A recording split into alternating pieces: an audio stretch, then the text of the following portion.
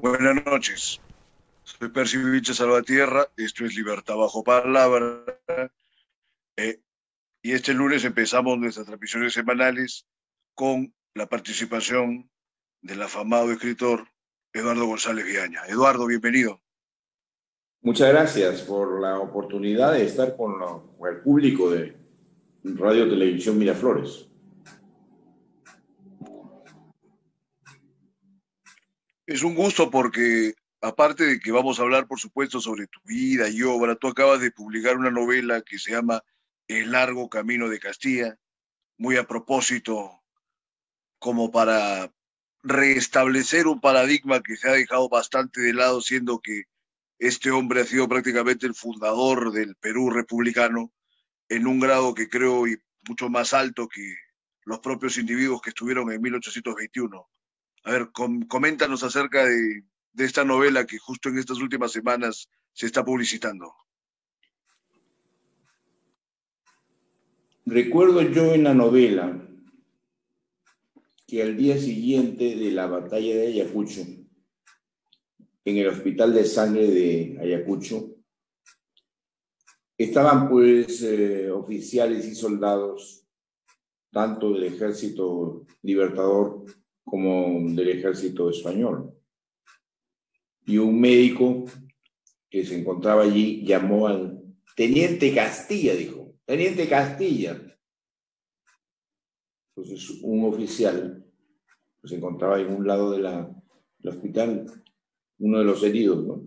Levantó la mano con dificultad, pero al mismo tiempo, en el otro lado, otro Teniente Castilla levantó la mano. Se trataba de Leandro Castilla y Ramón Castilla, hermanos, pero habían peleado por bandos diferentes. Ambos nacieron en Tarapacá. Ramón se alistó en el ejército realista cuando tenía 15 años, al mismo tiempo que su hermano que tenía 20. Y bueno, la mayor parte de su vida, hasta los 21 o 22 años, transcurre dentro de ese ejército. ¿Qué significa eso? ¿Significa acaso que uno de los dos estuviera contra la noción de patria? No. Sencillamente la noción de patria no existía. La noción de patria es una creación. Es una creación colectiva que en nuestro momento, en el Perú, todavía no está completada. En esos momentos, sencillamente, quienes nacían acá en el Perú, en Argentina, en cualquiera de los países sujetos al Imperio Español, eran los españoles del otro lado del mar. Y Castilla, en ese sentido, él va a luchar por su rey. Y cree, además, su sacrificio pues inmenso, porque lucha en la batalla de Chacabuco, donde es derrotado. Chacabuco, ¿no? Chacabuco, donde se conquista la libertad de Chile en 1817. Y de allí se pasa un año como prisionero de guerra en Buenos Aires. Y desde allí se escapa y se va a Río de Janeiro. Y en Río de Janeiro tratará se decidirá a caminar hacia el Perú, atravesando el bosque más grande del planeta. Y tan solo para reincorporarse al ejército español. La nacionalidad no estaba formada, o no. La nacionalidad es una convicción que en el Perú de nuestro tiempo, inclusive, se confunde con las de los que se pintan la cara de colores, de rojo y blanco, y se ponen cuernos de esas formas, y suponen que por eso son peruanos. Pero la nacionalidad es algo que era diferente y que Bueno, Castilla... tiene que ver también con esta cuestión del surgimiento del Estado-Nación, ¿no? Así, estamos El hablando de... Estado-Nación acaba de completarse o de germinar en ese siglo, el XIX, casualmente, pues, ¿no? Entonces, lo No interesante estoy es que muy seguro Castilla arranca su carrera militar como un realista, siervo del rey, y luego se transforma en ese camino de Buenos Aires otra vez al Perú, cruzando la en el Amazonía, camino de Río de ¿no? Es Janeiro al como una Perú, conversión, ese en el proceso. camino, es un poco el camino de Saulo en el Evangelio. Saulo, el soldado que persigue a los cristianos El camino de y Damasco. que en el camino se encuentra con una luz que lo ciega y él cae del caballo y una voz poderosa le dice, Saulo, Saulo, ¿por qué me persigues? Es un poco eso, porque a lo largo del camino Ramón Castilla se va a dar cuenta de que él no es A un las historias de militares, lo español, de la conversión. de que todo esto es diferente de la España de allá enfrente, que el rey de España no es su rey. Inclusive, yo creo que hay dos experiencias poderosas que lo van a convencer de este hecho. Una es el hecho de que pasa por un quilombo. Un quilombo es una república de negros libres, de negros y marrones, quienes a veces esas repúblicas de negros y marrones han durado hasta 200 años o más. Y donde ellos están tratando de conquistar su libertad. Esto que ahora nos parece normal, no tenía sentido en ese siglo. Y decide una república de negros libres es como tratar de una república de animales. Entonces él descubre gente organizada que quiere ser libre sencillamente y que vive y que ha organizado su comunidad. Y es más, cuando él se entrevista, bueno, lo condenan a muerte.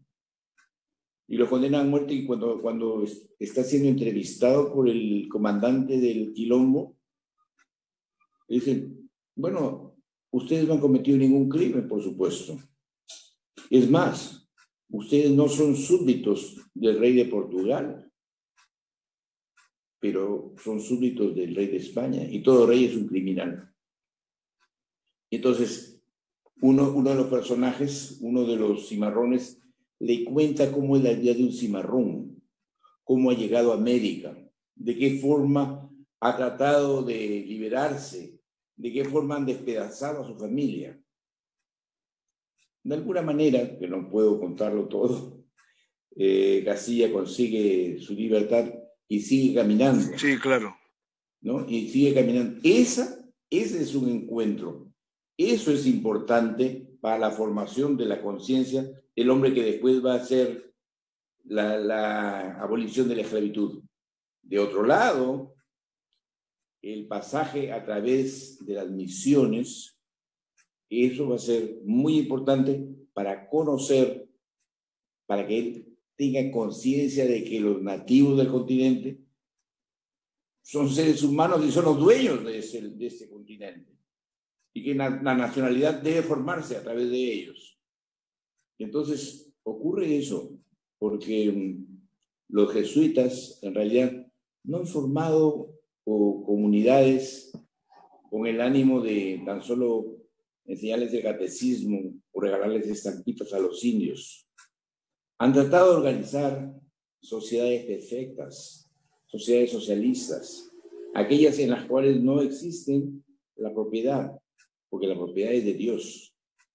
Y abajo, digamos, todos trabajan, todos tienen la obligación de trabajar y los bienes se reparten en forma equitativa para aquellos que más lo necesitan, como el socialismo. Por eso es que los jesuitas, además, claro, de otro lado, en esas comunidades hay una organización militar con el ánimo de evitar que los indígenas sean víctimas de los traficantes. Son traficantes de esclavos, que los toman, los llevan y los venden a los hacendados. Entonces, es por esta razón también que los jesuitas son echado de las tierras del rey de España. Y la orden incluso es abolida por el Papa de Roma. Sí, claro. Claro. Entonces, estas dos experiencias para mí significan un cambio, una visión. El negro del quilombo le hace ver, usted es un extremista sin pasión, porque usted no sabe por qué ni a quién está sirviendo.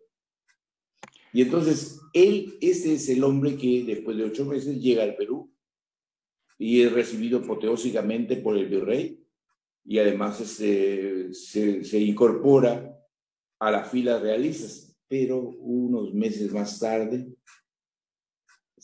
sube de su caballo y se encamina hacia a los cuarteles de San Martín. Ese es el camino hacia el encuentro de una nacionalidad.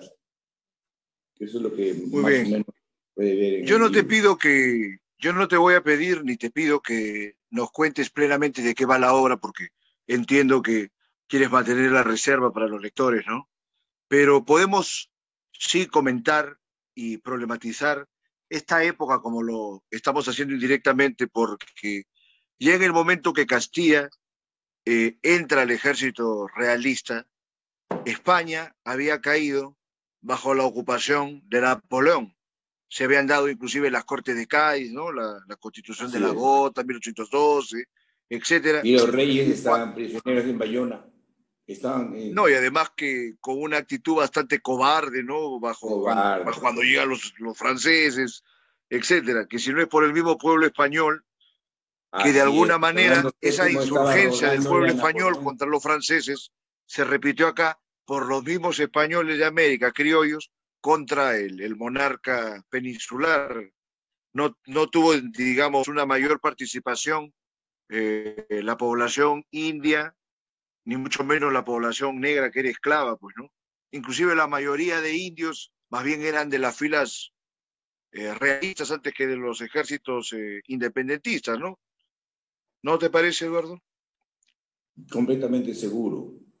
Los Borbón, como siempre, asumieron una actitud cobarde. El futuro Fernando VII, estaba rogándole a Napoleón que le concediera la mano de alguna sobrina o parienta suya para emparentar, para llegar a tener la legalidad napoleónica en España. Y Fernando regresa al trono como el deseado, pero el deseado porque gracias a que los liberales, por un lado, y por otro lado el pueblo, realmente se han levantado contra los franceses y han derrotado al ejército más poderoso del planeta. Sin embargo, el deseado, un Con la poco de participación tiempo, inglesa también que estuvo ahí metida, pues, ¿no?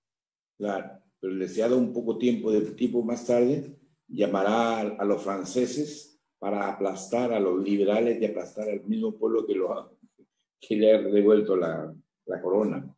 Entonces, claro, Castilla, cuando está en ese camino, está justamente luchando por una causa que prácticamente no existe, por un rey que no es un rey, que está en Bayona, donde está aprendiendo a coser, una serie de artes que no son precisamente muy varoniles.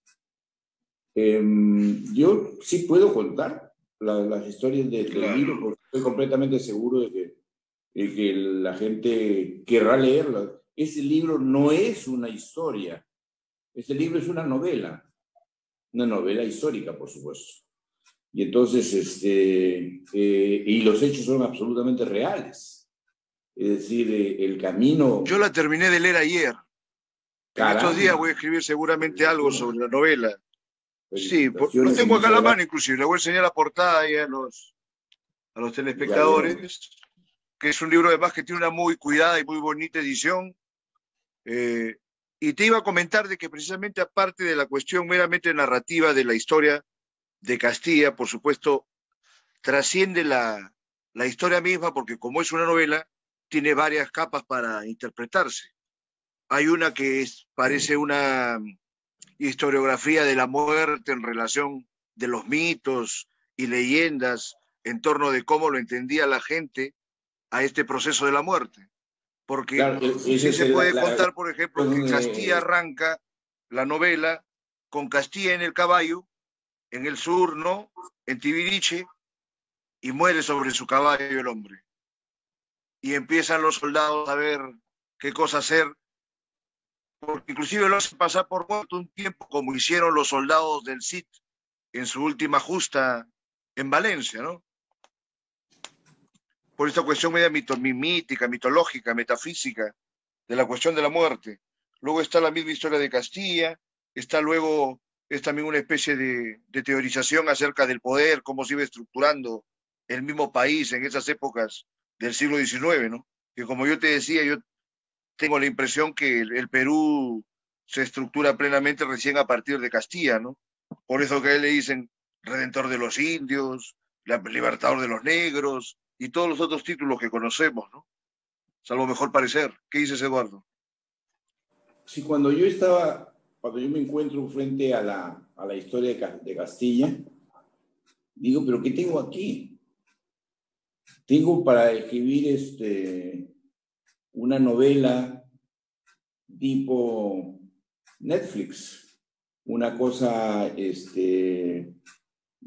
o más bien como el aventurero que camina en busca del arca perdida, cuyo nombre se me escapa en estos momentos.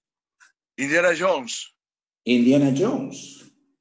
Pero entonces descubro que no, que Castilla tiene historias que se pueden contar y que son más importantes que las de Indiana Jones.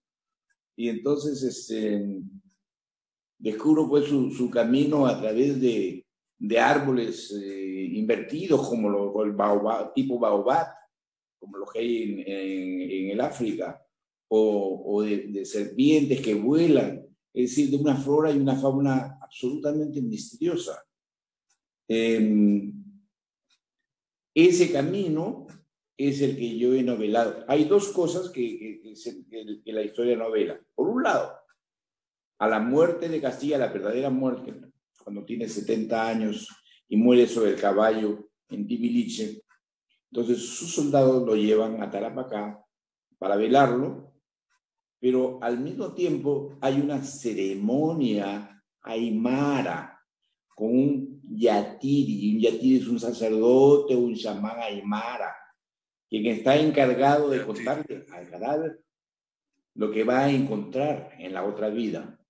Esto es el sentido andino de la muerte. Supuestamente el muerto va a hundirse y va a navegar en un río subterráneo y luego va a salir por el lado del arco iris y va a dar la vuelta al cielo. Y entonces, mientras Castilla está de esa manera, Castilla obviamente ha sido momificado primero, y entonces mientras Castilla está ahí frente al chamán y pasan varias semanas, y este hombre le va contando historias y Castilla va recordando su vida. O sea, hay ese pretexto argumental. Estando muerto, pues claro. Claro, estando muerto, hay ese pretexto argumental para que pueda recordarse la vida y las acciones de Castilla. Y de otro lado, está el camino, pues, a través del Mato Grosso, ¿no? Donde va a encontrar las misiones de las que hemos estado hablando hace un momento. ¿Por qué se te ocurrió vincularlo con el mundo aymara? ¿Por esa extracción del sur? Porque es una aymara. Castilla es una aymara. Bueno, es un descendiente de aymaras. Bueno, tanto sus dos abuelos son europeos. Tienen un abuelo español y el otro italiano. Uno es de Génova, inclusive, ¿no? Marquesado. Claro, pero su madre es aymara. Que fue coronel del ejército realista también en caballería. Así es. Las abuelas eran de esa extracción, aymaras. Su madre es aymara y hace negocios. Es interesante que hayas vinculado ese tema de los aymaras por el sur Y luego en la novela también he visto que hay bastante participación del norte, inclusive de tu tierra, de Chepén, donde llega él persiguiendo, creo que a Vivanco. La provincia Llega de por Pacasmayo, claro, Chepén y hay claro. un detalle muy curioso que empieza a aparecer entre la Guardia Principal de Castilla, casi toda la nómina de la Guardia de Castilla es gracioso que está formada por soldados que tienen apellidos de escritores del norte, ¿no? Inclusive hay un soldado Sí, Vallejo, hay un soldado Paredes Ponel que te comentaba, muchos de tus ajá. amigos del grupo Trilce. Vinculaste ahí el norte, tiene una participación bien interesante también en la novela. Bueno, hay una participación tan real como que el caballo de Castilla es un caballo de Jequetepeque. Castilla va a pelear contra Vivanco, que se ha levantado en Chiclayo. Y entonces toma, además la Marina está del lado del rebelde, de Vivanco. Y entonces Castilla toma un vapor pequeñito, lo único que le queda, y viaja para develar la insurrección. Pero entonces debería haber bajado pues en Pimentel, pero no lo hace así. Se detiene en Pacasmayo, porque en Pacasmayo está a 5 kilómetros de Jequetepeque, y en Jequetepeque vivía un sacerdote, el cura Jacob Marroquín, que era famoso por su santidad y por ser mujeriego y jugador. Y Castilla era un gran jugador. Y entonces él tenía que pasar por ahí, pasarse la noche jugando con el cura. Y entonces es al cura a quien le va a ganar ese caballo, el Colorado, que más tarde va a acompañarlo a través de toda su vida. Porque Castilla es sobre todo un hombre de a caballo. Es el patrono de la caballería de nuestro ejército. Entonces, el norte es normal. En Castilla se junta todo el Perú, en verdad, porque Castilla recorre todo el Perú. Lo curioso es que, por ejemplo, nosotros no tendríamos a la selva dentro de nuestro mapa si no fuera por Castilla.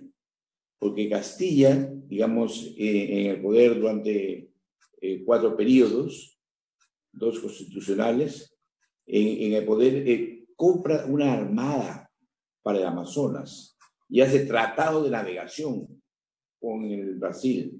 Solamente en mérito de eso es que el Perú posee actualmente en su mapa a la selva, que de muchas maneras podría haberse pasado necesariamente hacia el lado más fuerte.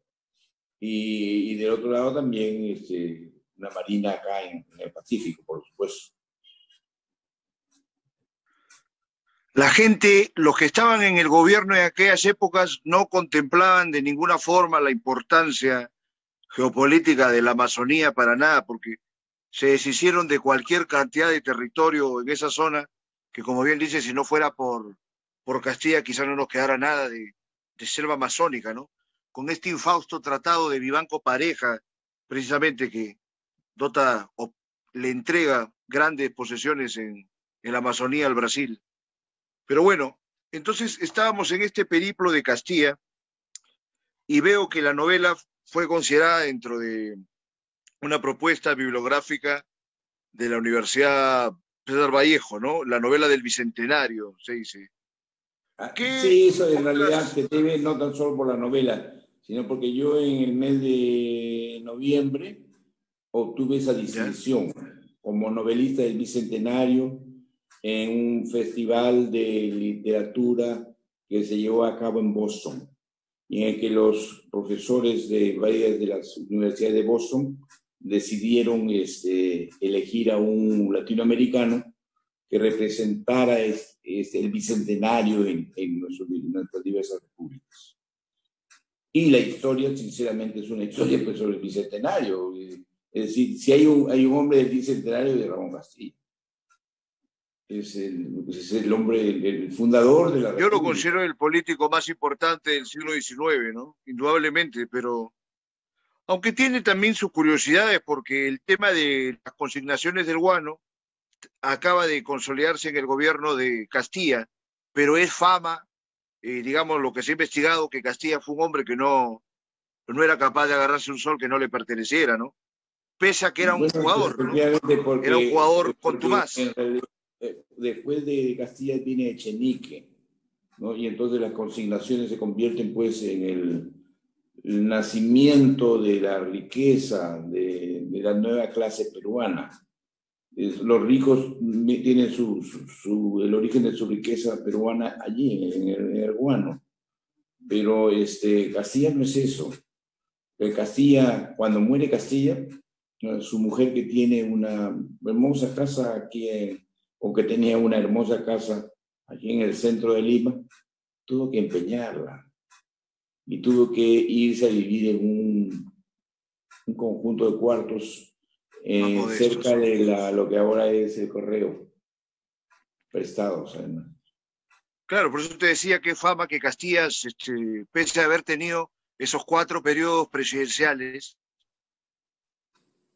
es uno de los pocos presidentes que se murió pobre, ¿no? Es No, absolutamente... no, no, por ejemplo, como Mariano Ignacio Prado, que él inclusive su última acción de insurrección o de insurgencia se da en contra de Mariano Ignacio Prado, que luego sabemos cómo se enriqueció, cómo Claro. dio respaldo a la familia por generaciones, y bueno, y la desgracia que se dio durante la guerra del Pacífico, ¿no? Con su Es ida a Europa. una insurrección profética, porque si Castilla hubiera derrocado a ese presidente, en realidad nos habríamos evitado a un hombre que se llevó todo el dinero exaccionado, no exaccionado, sino que la gente le había entregado sus fondos para comprar armas contra la inminente guerra con Chile. Y nos habríamos evitado tanto ese gobierno como los otros gobiernos de su sucesor. Castilla además es el primer Bueno, presidente entonces indio. lamentablemente, Yo decía sí, eso, pues que era Castilla es mestizo, pero te el iba a primer decir, presidente cholo, el primer presidente indio, el primer presidente aymara. Es cierto, es que la etnia no está en el rostro, está más bien en la cultura. Y pero Castilla blanco no se le ve no fiero pues, y mestizo, ¿no? claro, Pese a los claro, bigotes, pero hay mestizos que son blancos. O en nuestro un poco tiempo, más, sí. inclusive, eso no se ha resuelto hasta ahora. Ha habido un congresista creo que se llama Bruce, algo así, que se refería al actual presidente como la necesidad de un cholo, de un provinciano para juntarse con el grupo de señor Kuczynski. Bueno, ese señor, ¿no? Bruce, es absolutamente lo que con los términos raciales, un negrito lavado. Y entonces Claro. esas cosas todavía existen en Perú. El racismo es una pasión ilusoria, ¿no? Todo el mundo quiere ser blanco, no todo el mundo, bueno, pero muchos que Pues quieren ser blancos. acomplejado, pues claro. Claro, en Castilla más bien es el presidente, es realmente un aymara. Yo diría que es el primer presidente cholo, no cholo inventado por su mujer, como cualquier, algún caso, sino es realmente el primer presidente aymara peruano. Pero lo importante es que a Castilla siempre se le ve bien parado, se le ve un hombre con autoridad, eh, orgulloso. Yo por eso te decía que debería ser un ejemplo para toda la gente, para toda la población, de las características que puede tener también el peruano. No solamente ser el pícaro, criollo, el sinvergüenza, el que es el que prefiere darte una puñalada por la espalda y no ir al frente, ¿no? Con Castilla tengo siempre esa impresión distópica, utópica, que de haber él vencido en esa última insurrección, tranquilamente el Perú terminaría en el Cabo de Hornos, ¿no? Pero bueno, llegaron una serie de gentes que no tenían nada que ver con el bienestar de la población ni con ninguna onda para hacer que creciera el Perú y bueno, hasta ahora estamos padeciendo esos efectos letales de la falta de amor al país por quienes han ejercido el gobierno, ¿no? Casualmente luego de Castilla. Pero bueno, entonces estamos con Castilla atravesando las selvas del Amazonas, llegando a Lima, reintegrándose al ejército realista y luego pasándose al bando del ejército de los libertadores, de los independentistas. Y digamos, pero en todo este camino, siendo que estaba cercana la experiencia de la revolución de Túpac Amaru, ¿no habrá tenido alguna aproximación por vincular a estos dos personajes? Eduardo, tú que has investigado, que has visto Totalmente, este tema. completamente, tú lo has dicho. E incluso Coméntanos, por favor. a ver, se cuenta en la novela, creo, porque entre los... Castilla tiene, bueno, o Túpac Amaru tuvo influencias jesuitas y masónicas. Y se cuenta en la novela cómo, cuando Castilla pasa por por estas reducciones o por las misiones, se va a encontrar incluso con un personaje que, que ya no es un jesuita, porque los jesuitas han sido expulsados, y ahora ya es un franciscano. Pero es un franciscano que posiblemente es un franciscano indio, que posiblemente es uno de los hombres de Túpac Amaru. En realidad, pues, en verdad, la revolución de Túpac Amaru no es que se haya deshecho, desaparecido en el aire, ¿no? El Castilla tiene mucho de Túpac Amaru. Recordemos que Túpac Amaru, antes que cualquiera, decretó la abolición de la esclavitud, por ejemplo. Buen punto. Claro, entonces Túpac Amaru es un revolucionario al que hasta ahora en nuestro tiempo se le ningunea, porque el famoso bicentenario debería haber comenzado con la revolución, con los 200 años de la insurrección de Túpac Amaru, y no con una jura que en la Plaza de Armas de Lima, de la cual muchos la juraron, ¿no? Un poquito tiempo después. Una jura más simbólica que efectiva y además forzosa y que no correspondía al sentir de la población, ¿no? En su gran mayoría no se quería tener nada que ver con los independentistas. Claro, no nos olvidemos que muchos de ellos mueren convertidos en españoles en los castillos en el Callao, ¿no? Cuando Real hay Felipe, ¿no? en Real Felipe, cuando hay esa insurrección contra la patria, ¿no? En realidad... Así es. Sí. Pero y mira, y luego de Castilla, es decir, en el curso ya de los gobiernos siguientes, con qué personaje del siglo XIX crees que se pueda comparar a Castilla? Yo digo que a ninguno, porque ni siquiera los héroes de la Guerra del Pacífico están a este nivel, porque Castilla se preocupó en estructurar el país, no solamente digamos, en defenderlo, en exponer su vida, que es algo muy meritorio. Pero mira, a mí me ponen una paradoja bien grande. Te comento para que luego reflexiones sobre este tema. Digo yo, la Escuela Militar de Chorrillos te rinde un homenaje a Bolognesi, ¿no? Y, digamos, a toda la gente que pasó la Guerra del Pacífico, en fin, que murieron, que son héroes, pero que todos fueron derrotados. Digo, ¿cómo se mantiene ese nombre si se ha desistido de reivindicar o de cobrarse esa historia pendiente con Chile? Pónganse ya, que es imposible saldarse ahora, pasó demasiado tiempo, muy bien, pero tenerlo, ese nombre, obligaría a que la gente que está sirviendo ahí tenga ese compromiso de restituir las provincias perdidas en esa guerra. Bien, eso ya no se puede dar. Entonces digo, habría que cambiarle el nombre. ¿Quién sería el máximo representante del ejército en el siglo XIX? Ramón Castilla.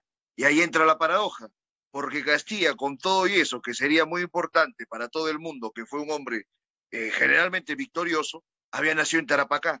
O sea que con mayor razón nos pone en una situación arrojada de tener que volver sobre el sur.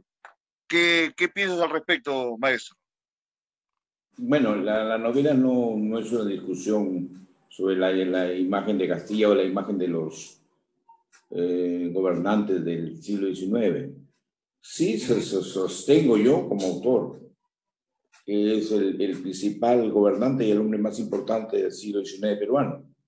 Pero eso tampoco no podemos hacer una competencia deportiva entre él y Bolognesi o Grau, que en otros campos, digamos, Bolognesi o Grau significan realmente la invención de la nacionalidad como un puñado de hombres que pueden tranquilamente decir, pues, sin perder el honor, decir, bueno, nos rendimos, sin embargo, deciden quedarse allí. Esa es un hecho dramático, la gesta dramática de la nacionalidad. ¿Cuántos presidentes hay que hayan tenido ese honor, ese espíritu patriótico? No. Y tampoco pues, se puede extender hacia en el campo de las ideas, porque Castilla tampoco es un hombre, un académico, no es un Es un liberal filósofo, porque haya no es nacido filósofo. como tal, porque haya estudiado, lo es porque en un momento determinado sus convicciones lo llevaron a eso. Pero en el siglo XIX, pues, digamos, la gran figura del campo de las ideas es Juan Manuel González Prado, que va a dominar tanto el siglo XIX como el siglo XX. Claro, pero ya a fines del siglo XIX, ¿no? Claro, comienza en el Claro, XIX. pero el problema es que González Prada lo haga a fines del siglo, ya luego de la guerra con Chile, pero antes no se habían dado propósitos, digamos, tan intensos, porque González Prada, con la ida de la guerra reciente, se vuelca pues con un frenesí para estructurar todo lo que no se había estructurado hasta ese momento, ¿no? Pese a que habíamos tenido también pensadores como el Solitario de Sayán, ¿no? Sánchez Carrión, o Francisco González de Paula Vigil, etcétera. Muy bien. Entonces, ¿hay algo que nos quisieras agregar sobre la novela para pasar a otros temas?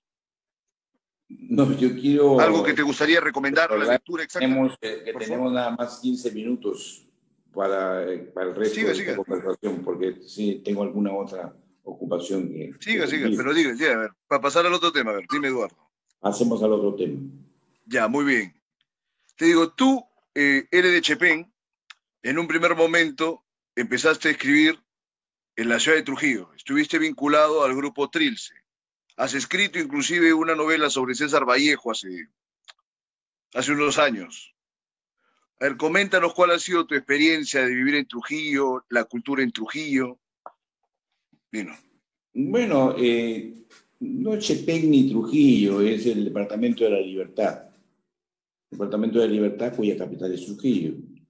Yo he nacido en Chepén, he estudiado y vivido en Pacasmayo, luego he estudiado en Trujillo, en la Universidad de Trujillo.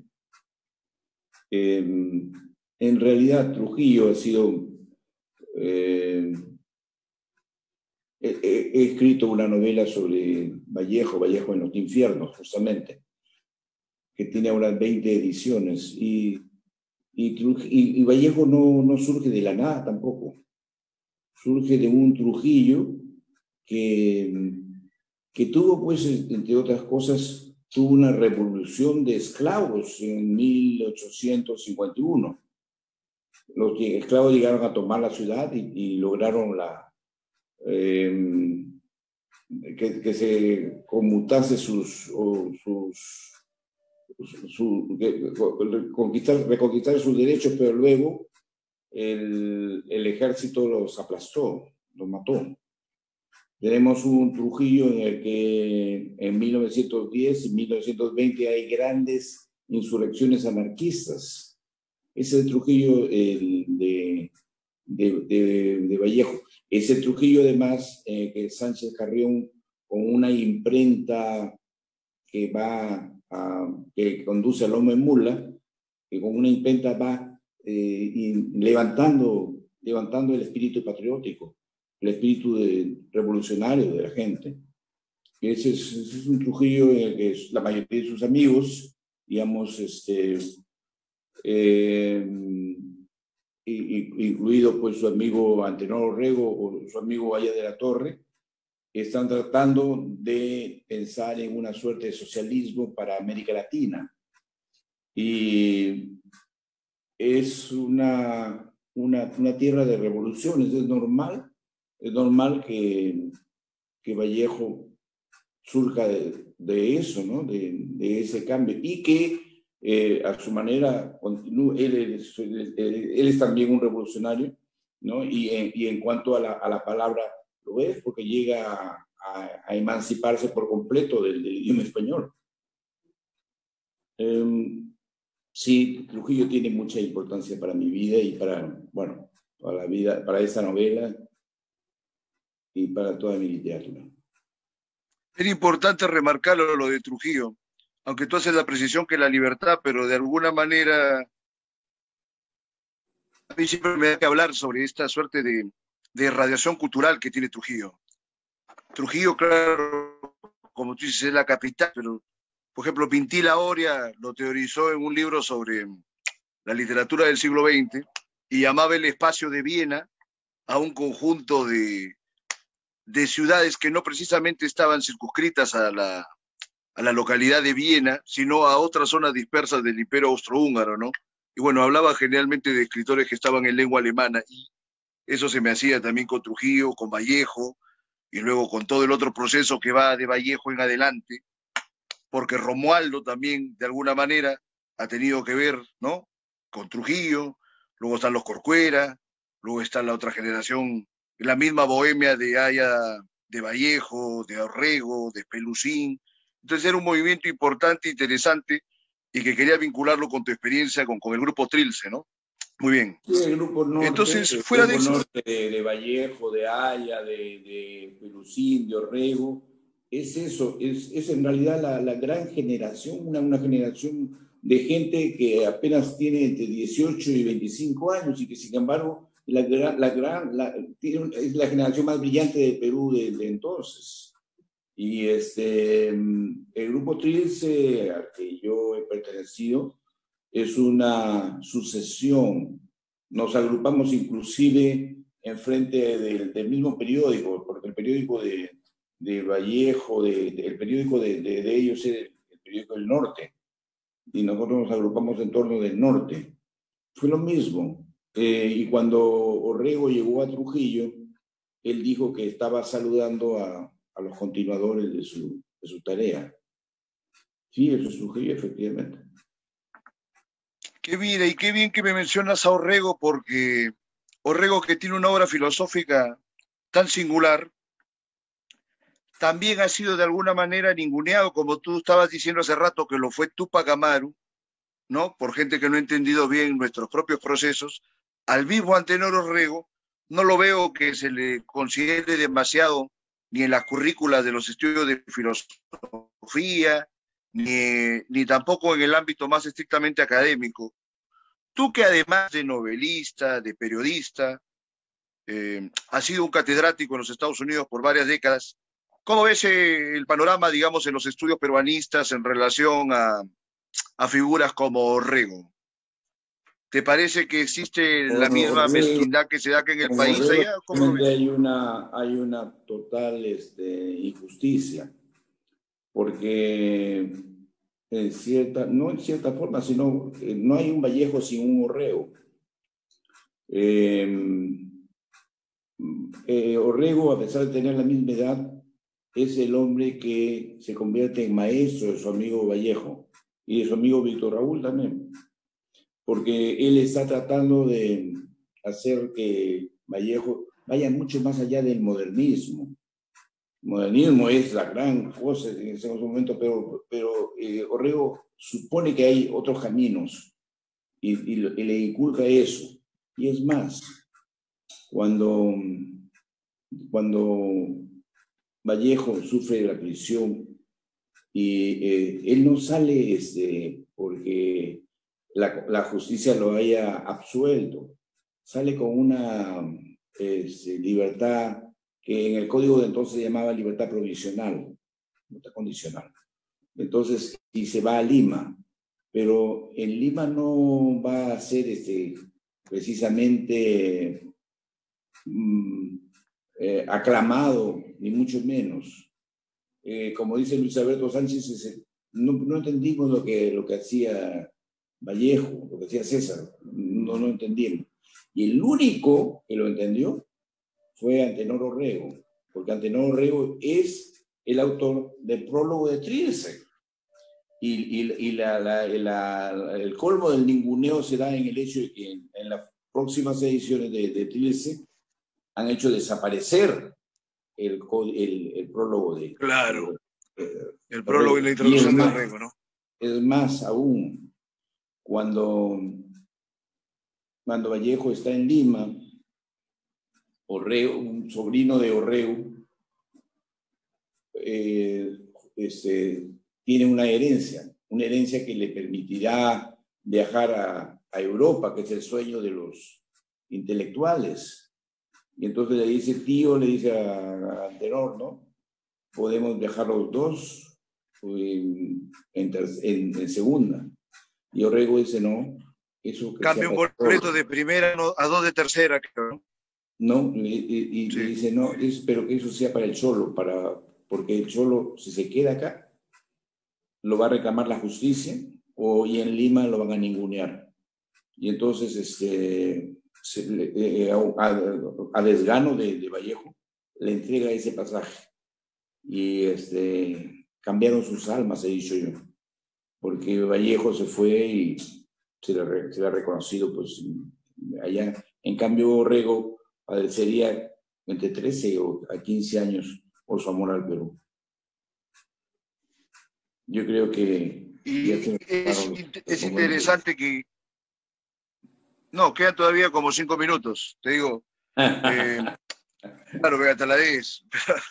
No, ahora te iba a decir que es interesante lo que cuenta de esta incomprensión de Vallejo, porque ese libro, que a la vez es tan revolucionario en torno del lenguaje, no, te digo, de Trilce, el hombre lo escribe en la cárcel y tenía bastantes componentes de todo el padecimiento que tuvo ahí, y bueno, hay otro que lo reconoció en ese momento, y mira que ahora me has hecho recordar que fue uno de nuestros grandes juristas, que fue León Barandiarán, que también fue uno de los pocos que supo reconocer a Vallejo en esos inicios. Mira, lo que me acuerdo ahora. Pues bien, entonces en medio de estas grandes incomprensiones, que yo creo que inclusive implican al gran personaje de la novela que nos ha propuesto esta vez, que es Castilla, que no acaba de ser reconocido como un padre fundador, que creo que es un título que se merece largamente. Bueno, tú me dirás ahora que el caso de Velasco Alvarado, con todos los excesos también que pudo tener en su gobierno, hasta la fecha tampoco se le acaba de reconocer como tal. Y te menciono a Velasco porque Velasco fue uno de los pocos que puso en escena, en cartelera, en primer plano, a Túpac Amaru, que es otro personaje que no ha tenido la repercusión adecuada, encima que cuando sale Polay se le ocurre poner a su movimiento revolucionario terrorista también el nombre de Túpac Amaru, ¿no? A fines de mes voy a conversar con Omar Aramayo casualmente sobre esa vasta novela que he escrito sobre Túpac Amaru, y por supuesto le indico a los telespectadores que se enganchen para esa sesión que va a ser el 30 o el 31, si mal no recuerdo. Yo los invito a la presentación del libro en la Feria Internacional del Libro. Va a ser el domingo a las 7 de la noche, en horario estelar. Muy bien.